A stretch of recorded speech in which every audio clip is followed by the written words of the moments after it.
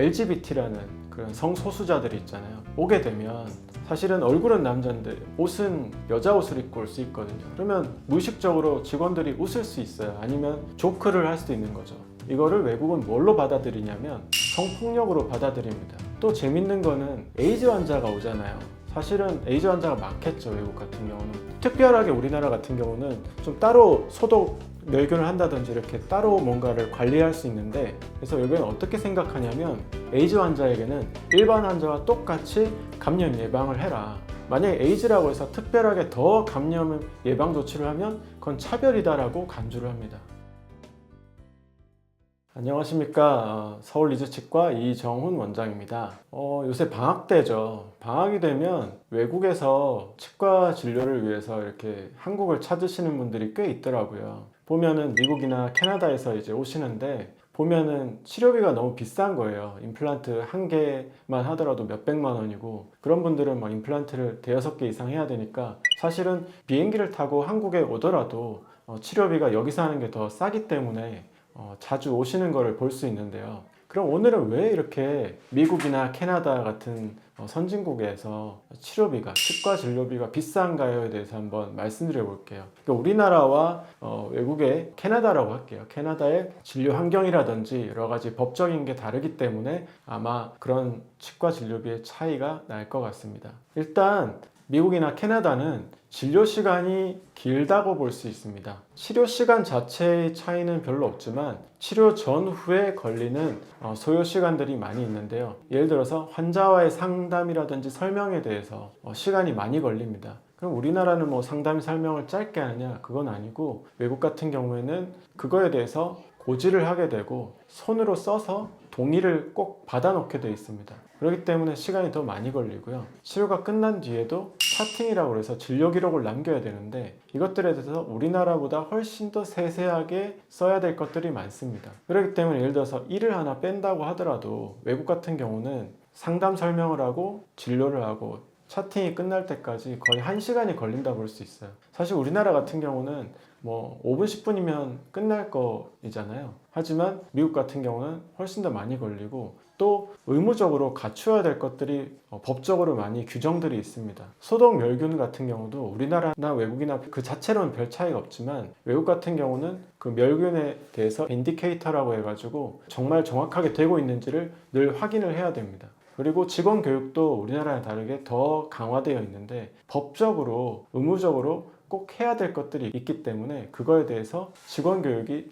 항상 좀 많이 필요로 합니다. 구체적으로 이제 설명을 한번 해보면, 진료 전에 우리도 설명을 하고 상담을 하잖아요. 사실 일을 뺀다고 하면 우리나라도 간단히 설명을 해줍니다. 뭐 5분 10분 정도면 끝나겠죠. 하지만 미국 같은 경우나 캐나다 같은 경우는 꼭 설명해야 될 때는 의무적인 사항들이 있습니다. 치료 방법도 한 가지가 아니라 최소 2가지 이상을 설명을 해줘야 되고요. 각 치료 방법별로 장단점을 다 일일이 설명을 해줘야 됩니다.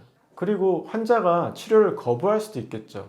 치료를 안 할 경우에 발생 가능한 문제들에 대해서도 일일이 다 설명을 해줘야 됩니다. 이런 것들이 미국이나 캐나다는 어느 정도 진료 수가가 뒷받침되기 때문에 그런 설명이랑 상담에 대해서 시간을 많이 소요하는 것에 대해서 크게 부담을 안 가질 수도 있어요. 그럼 우리나라는 어떻게 되어 있냐? 우리나라의 건강보험 지불 체계는 행위별로 수가를 받는 행위별 수가제입니다.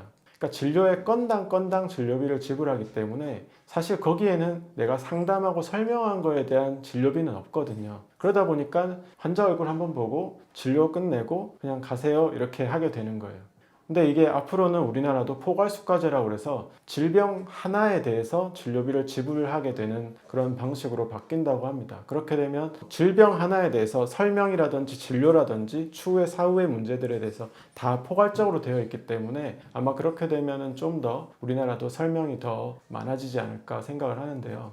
그 다음에 두 번째로는 차팅에 들어가야 될 내용들이 있는데요.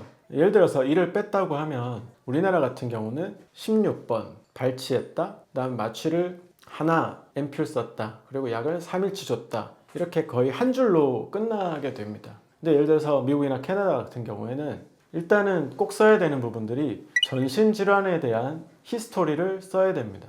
그리고 현재 증상에 대해 써야 되고요. 왜 왔는지에 대해서 쓰고, 그 다음 치료 계획에 대해서도 아까 말씀드린 것처럼 이 치료 계획을 통해서 얻는 이득이 무엇인지, 위험성이 무엇인지, 대체 치료법은 있는지, 또 치료를 안 할 경우는 어떻게 되는지에 대해서 일일이 다 설명을 해야 됩니다. 그거를 다 차팅을 해야 되는 거예요. 진료 기록을. 그 다음에 그거에 대해서 동의를 얻었는지 안 얻었는지도 써야 되고요. 그 다음에 엑스레이도 찍은 거에 대해서 어디를 찍었고 이런 것도 다 써야 되고, 마취도 우리나라 같은 경우는 그냥 하나 앰플 하나 썼어요 이렇게 하지만 외국 같은 경우는 어떤 재료라든지 어떤 또 거기 포함되어 있는 뭐 예를 들어서 재료의 그 성분, 리도케인이 몇 프로다, 몇 프로의 에피네프린이 들어있다, 이런 것들을 일일이 다 써야 됩니다. 그리고 치료에 사용된 기구들도 다 써야 되는데요.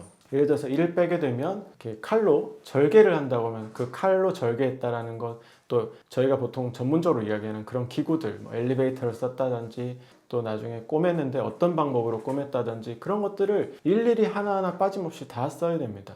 용도라든지 기구의 용도, 그 다음에 재료도 모두 표기해야 되고요. 마취를 한 다음에 마취가 잘 되었다라는 것도 써야 됩니다. 그리고 꼬맸는데, 내가 팔자로 꼬맸는데 그 뒤에 지혈이 성취되었다, 지혈도 잘 되었다, 이런 것도 써야 되고요. 약 처방의 종류, 우리나라는 그냥 3일치라 하지만 외국 같은 경우는 일일이 약 종류 다 써야 되고, 어떤 경구 복용인지, 그거를 하루에 몇 번 얼마 쓰는지, 우리나라는 사실은 약국에 그냥 약 처방전만 보내면 되는데 미국 같은 경우는 그걸 다 일일이 차팅으로 다 써야 됩니다. 그리고 치료 후에 주의사항을 설명했다, 그래서 환자가 다 듣고 이해했고 잘 갔다라는 것까지 쓰고 사인을 하게 되어 있습니다. 이렇게 되면 이 하나 빼더라도 거의 차팅하는 게 A4 용지 한 페이지예요. 그러니까 30분 정도를 진료 기록을 남기고 있어야 되거든요. 그러니까 시간이 오래 걸릴 수밖에 없죠. 또한 병원의 그 직원들 교육도 또 의무적으로 꼭 해야 되는 것들이 있는데, 우리나라랑 다르게 캐나다나 미국은 인종이 다양하잖아요. 정말 중요하게 생각하는 것들이 차별이 있으면 안 됩니다. 예를 들어서 LGBT라는 그런 성소수자들이 있잖아요. 오게 되면 사실은 얼굴은 남자인데 옷은 여자 옷을 입고 올 수 있거든요. 그러면 무의식적으로 직원들이 웃을 수 있어요. 아니면 조크를 할 수도 있는 거죠. 이거를 외국은 뭘로 받아들이냐면 성폭력으로 받아들입니다. 그래서 직원들에게 늘 교육하는 게 쓸데없는 농담과 조크를 하지 않도록 늘 이야기를 해줘야 되고요. 또 재밌는 거는 에이즈 환자가 오잖아요. 사실은 에이즈 환자가 많겠죠, 외국 같은 경우는. 이때 사실은 차별을 둘 수 있는 거죠. 왜냐하면 피를 통해서 감염될 수 있잖아요. 그러니까 에이즈 환자가 썼던 물품에 대해서는 특별하게 우리나라 같은 경우는 좀 따로 소독 멸균을 한다든지 이렇게 따로 뭔가를 관리할 수 있는데, 사실은 그 에이즈 환자는 피가 감염되지 않는다고 하면 사실은 큰 문제를 일으키지 않거든요. 그래서 외국에는 어떻게 생각하냐면 에이즈 환자에게는 일반 환자와 똑같이 감염 예방을 해라. 만약에 에이즈라고 해서 특별하게 더 감염 예방 조치를 하면 그건 차별이다라고 간주를 합니다. 이런 것까지도 일일이 세밀하게 얘네들은 규정화되어 있고 의무화되어 있거든요. 그러면 이게 그냥 의무화되어 있고 규정화되어 있는 걸로 끝나는 게 아니라 얘네들은 고발을 해야 되는 또 의무도 있습니다. 예를 들어서 나와 같이 일하는 의사가 문제를 야기했을 때 내가 고발을 해야 되는 의무가 있습니다. 만약 안 하면 내가 문제가 되는 거죠. 같이 일하는 사람들끼리도 그러기 때문에 서로가 되게 그런 거에 조심을 할 수밖에 없는 겁니다. 그럼 어떤 거를 고발하냐면 불법적인 진료를 할 경우에, 근데 내가 환자한테 피해를 주지는 않았지만 불법적일 수 있습니다. 어떤 게 있냐면 내가 술을 한잔하고 진료를 하는 거죠. 내가 점심때 나가서 반주를 했어요. 근데 아직 술이 깨지 않은 상태에서 오진료를 했을 경우에 이때는 사실은 불법적인 게 됩니다. 왜냐하면 어떤 치료를 할 때 정상적인 어떤 결정을 할 수 없다라고 여기기 때문에 술을 먹고 진료하는 건 절대로 하면 안 되는 거고요. 또 우리나라 같은 경우 신경치료할 때 러버댐을 꼭 사용해야 된다라는 건 있지만 법적이지는 않잖아요. 근데 얘들은 신경치료할 때 러버댐을 사용하지 않으면 불법이 됩니다. 그러면은 만약에 그거에 대해서 계속적으로 그런 일이 일어났을 경우에 내 동료가 나를 고발해도 내가 할 말이 없는 겁니다. 그리고 합법적이지만 환자에게 어떤 피해가 갈 수 있는 그런 진료를 계속 하게 되는 경우도 있을 수 있습니다. 내가 실수를 하는 거죠. 근데 한 번 정도 실수를 할 수 있어요, 사람이니까. 하지만 내가 실력이 없어서 계속적으로 고의적으로 그런 실수가 계속 이루어진다면 이것도 또한 역시 문제가 될 수 있는 부분이 있습니다. 아까 말씀드린 대로 그리고 소독 멸균을 굉장히 철저히 해야 되고요. 또 다른 부분은 이건 좀 부수적인 건데 광고입니다. 우리나라는 너무나 광고가 만연해 있잖아요. 어디 가면 뭐 임플란트 35만 원이다, 얼마다, 정말 저렴한 비용을 최대로 해가지고 최소로 해가지고 광고하게 되는데, 사실은 외국은 이렇게 최소 비용으로 광고를 하게 되면 불법이 됩니다. 항상 최대로 나올 수 있는 비용으로 광고를 하게 돼 있습니다. 예를 들어서 임플란트를 35만 원짜리를 내가 하러 가게 되면 대부분 35만 원짜리 있는데 이거보다 더 좋은 거에서 70만 원, 100만 원짜리를 선전하고 광고하고 권유를 하잖아요. 그리고 거기다가 뼈이식 비용에서 얼마를 더해서 결국은 35만 원이 아니라 2배, 3배를 주는 경우가 있거든요. 근데 우리나라는 최소 비용인 35만 원을 광고한단 말이에요. 근데 미국이나 캐나다는 그렇게 하면 불법입니다. 최대로 나올 수 있는 비용으로 광고를 해야 됩니다.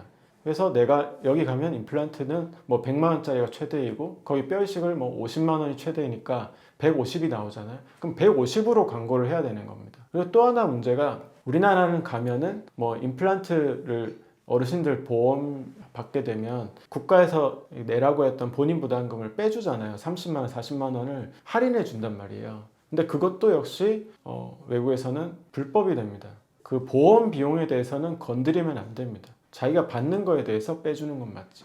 여러 가지 것들이 좀 외국과 우리나라가 많이 다르다고 볼 수 있고, 사실은 외국은 그렇게 진료별로 수가가 높기 때문에 한 시간에 한 명을 보더라도 충분히 병원을 운영할 수 있지만, 우리나라 같은 경우는 이렇게 광고도 저렴하고 경쟁도 심하고 이러다 보니까 여러 명의 환자를 보지 않으면 병원 운영이 안 되는 경우가 많습니다. 오늘은 외국에서 오신 환자분들이 많아서 그런 비용 차이에 대해서 한번 이야기를 한번 해봤고요. 또 다음 이 시간에는 더 좋은 내용으로 여러분을 찾아뵙겠습니다. 감사합니다.